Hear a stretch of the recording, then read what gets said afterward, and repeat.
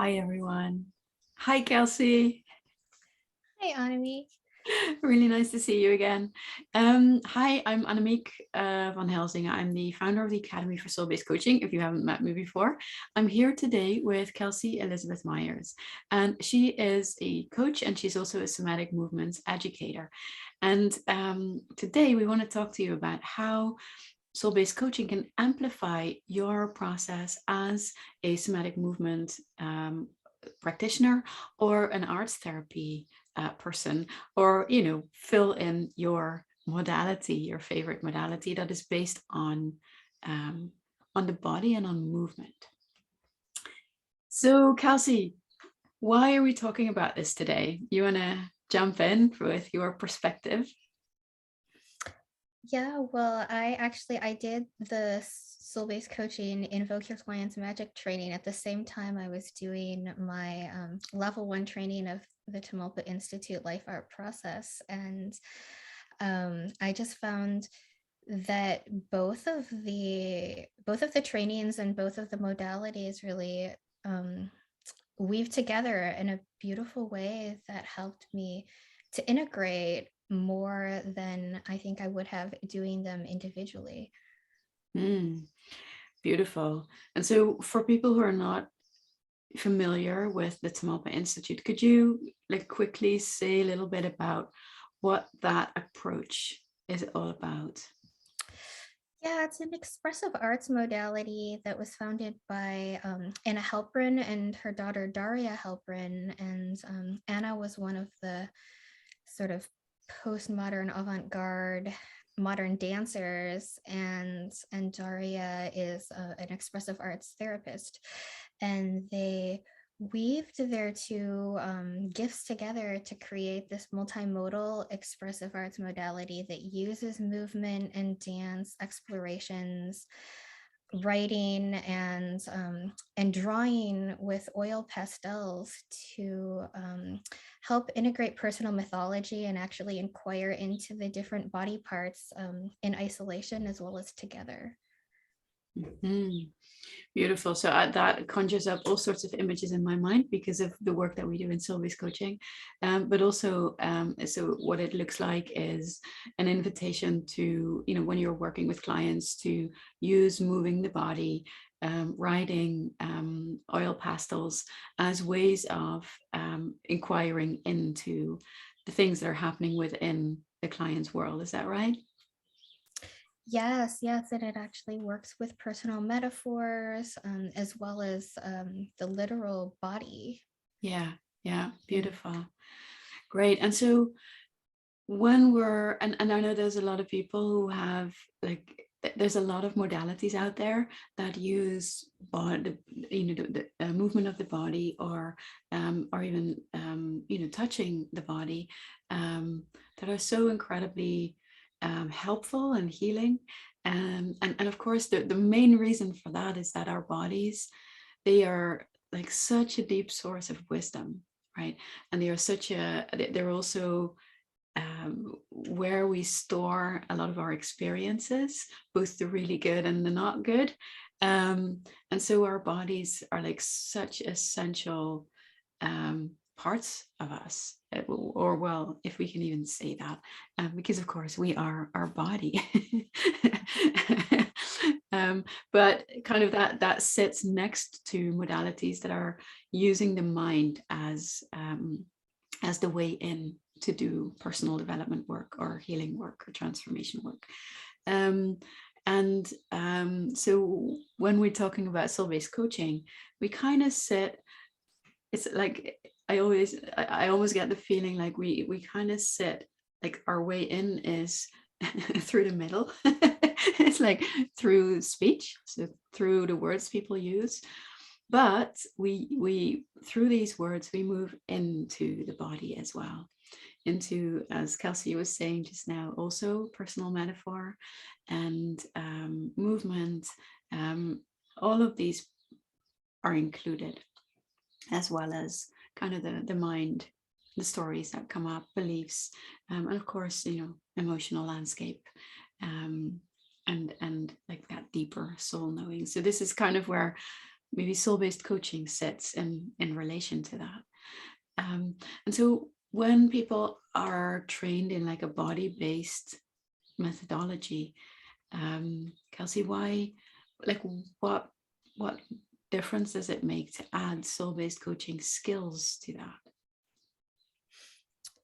Yeah, I think that in exploring the body, as you mentioned, there's so much that's held inside of that, and being able to connect to, you know, what that story or what that symbol or what that metaphor or shape is, I think can bring it home in a way that is much more whole and multifaceted and layered than exploring them separately. And in Tamalpa, we also explore sort of the emotions, the mental images, and what's happening in the body. But I found that, you know, the way that we sort of go deeper into those metaphors in soul-based coaching helped me to go deeper into that process as I was, say, moving it or dancing it on a dance floor, and or drawing it, you know, in 20 minutes. I was able to just I guess, yeah, I was able to go deeper into it, and I really appreciated that.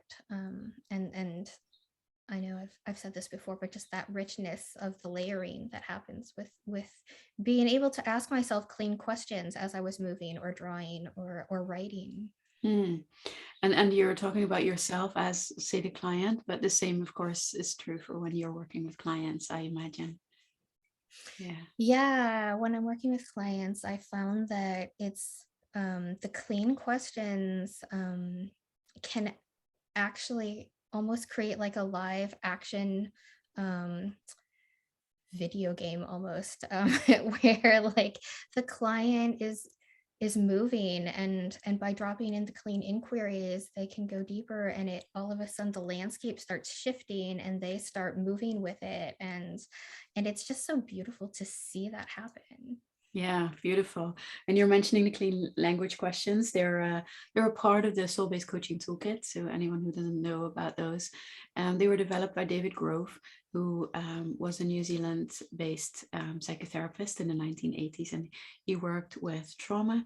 And the way he got to the clean question was that he noticed that when people started to approach their trauma in therapy sessions, they started speaking in metaphor, and he was really curious about, so why the metaphors? Like, what if that is something that is, you know, part of a healthy functioning system? Can we honor those metaphors, and what happens when we do? And that really is the basis of a field of inquiry that the clean language questions make possible, because these clean questions take out 99% of the therapist's input and frames of mind, beliefs, all of that. And then what happens, as you're talking about, Kelsay, is that these inner metaphors that we all have, they're like the structures that we use to make sense of our experience. This is like it's like our primary level of sense making happens through those metaphors. We're not really aware of them most of the time, but they kind of spill over in our language. And so when we start to pay attention to these metaphors, what we can do then is we can actually start tapping into that structuring of like how, you know, what's like the sense making way of this individual client. And that includes a lot of layers and a lot of multidimensional, because we are multidimensional beings. And then through that, these metaphors are not only explaining how someone is making sense of their world, but they also have this incredible capacity to shift and change and transform. And when the metaphors shift and change and transform, so does the client, because this is like their primary operating system, and it's like everything else that they run on top of that. All the patterns that happen, they are rooted in a different experience of life. And so, yeah, clients feel differently, say, see different things around them, pay attention in a different way, act in a different way, and also attract different things in their lives. So this is, in a tiny nutshell, what the work in soul-based coaching is about, to be able to do that and to hold space for this unfolding. And so, yeah, what you were saying, sorry for the long detour, was that when there is movement, like as part of your process, or even when it's a drawing, that you can take people into their experience live, right, into the moment. You can invite them to really pay attention to what's happening right now on that metaphoric level through the way that they're moving. And when we do that, and when we're able to guide them in that space, and hold space for this unfolding, then it's not just about becoming more clear about what happens, right? Then we can see the healing process happen in that moment. And that is so incredibly juicy and beautiful, right? Yeah, it's interesting to see like whether it comes to a resolution or whether the client releases something. I recently had a session actually last week where a client was releasing these nails and crystals and sharp objects like from her belly, and it was just beautiful to see how vivid it was, and how, even though it wasn't like that was literally happening, it was like truly happening in her system, and through sort of like movement and music, and that those clean questions that really had her stay with what was happening and then what was happening next, and really just kind of go with that. By the end, she had released, and that was what she had been wanting for a while. So. Yeah, so beautiful, and it's such a great example.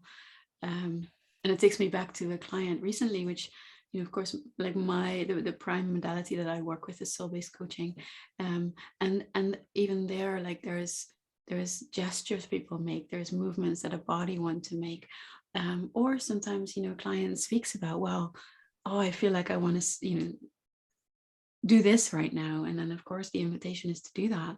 And so I was taken back to a client recently who felt like she needed to, it was almost like giving birth. So she felt like she needed to squat, and there needed to be some sound. So, hey, and she felt very comfortable doing that, but we can also like turn off our microphones if it feels like, whatever is needed. But it's like to actually do the gestures, do the movements that are related to those metaphors. That is incredible. It's such a powerful way in which we can see the innate capacity that humans have to make changes and to heal in action in that moment. And that's like, I don't know if that's the same for you, but like every time I get to see that, it's just like I'm in awe. It's just so incredible to witness. Yeah, and also to experience, because I've had moments too when I've been soul-based coached where like things were releasing or like happening, and I was moving with it, and in my Tamalpa training too, like I could self-coach my movements through that, um and just to see and to feel and to like then go about my week in this different way, like not necessarily even knowing what had been released. Like my client knew sort of the symbols of it, but mine just looked like colors and energy, but I felt so much lighter, and then I was changed. Yeah, exactly. And this is also why in soul-based coaching, as a coach, you're not going to sit down and go, let's analyze and make a diagnosis of what's happening with this client and what they need to release or what they need to shift. But we take our cues from our client's body, mind, and soul.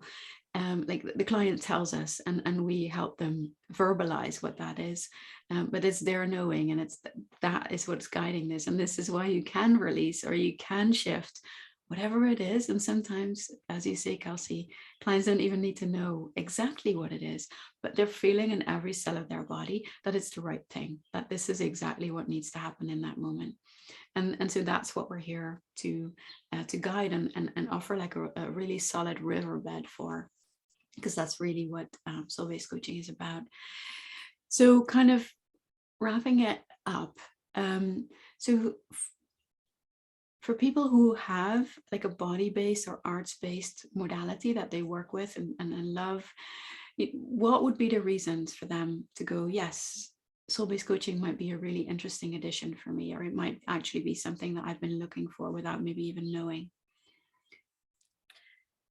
I think that the more like angles or avenues that we have of processing things and embodying our own like material, that it just allows it to you know, to shift, to move, to change, to transform, or to transmute, you know, whatever we want to have happen. Like it just allows it to move through the body and to be and to come to whatever it needs to. I'm not a person who just likes one modality. I really I draw from a lot of different things, and I feel like because of that, the integration has just been deeper, and it lasted and continued to like it continues to shift and to change, but it's there like rooted in a more solid way. Mm. Oh, thank you for giving words to this. And I think this is kind of my answer to it would be that this is something worth considering if you're feeling like you want to be able to use words in a different way. So you want to have like a different conversation with people that is really aligned with what you're doing in your body-based or in your arts practice. And that really helps your clients to tap into that self-generated change. If that's kind of what you want more of, then soul-based coaching can really give you that additional layer to amplify the effect that you're having, and make it easier both for yourself and your clients to get there. And I love what you're saying, Kelsay, about you not being someone who is just wants one modality and kind of sticks to that. I think that this work of soul-based coaching is so powerful because it stands completely by itself and it's powerful as it is, but it does beautiful weaving with so many other things. And one of the things that I hear very often from people who join us is that they're saying, oh, this was the missing piece for me. This is how I can bring all of these things that I've collected together in a really organic way. So that's something else to, it's good to know about. Beautiful, Kelsay. Is there anything else that you feel like we need to touch on, or are we complete? I feel like also I've noticed that the people who come out of the soul-based coaching trainings specifically are more ready and more confident as a coach, and more comfortable with themselves and with trusting the process, and actually you know, using their gifts in a service capacity than other trainings that I've seen that are just you know, body-based or somatic. You know, that's just been something I personally feel like I've witnessed. Yeah, that's so good of you to mention that, because of course the whole point of doing trainings is to make sure that you can serve, right? There's a longing for showing up in the world in a certain way, so that's exactly what we want you to do. Yeah. Oh, that's beautiful. Thank you so much. Yeah, so let's wrap up for now. I'm sure we're going to have more conversations in the future. Anyone, if you're wanting to reach out to Kelsay, we'll make sure that her links are near this video. And if you have any questions for Kelsay, for me, for us as a community, let us know. We're happy to have chats always. Right. Thanks very much. Until we meet again. Thank you, Kelsay. Thanks, Annemiek.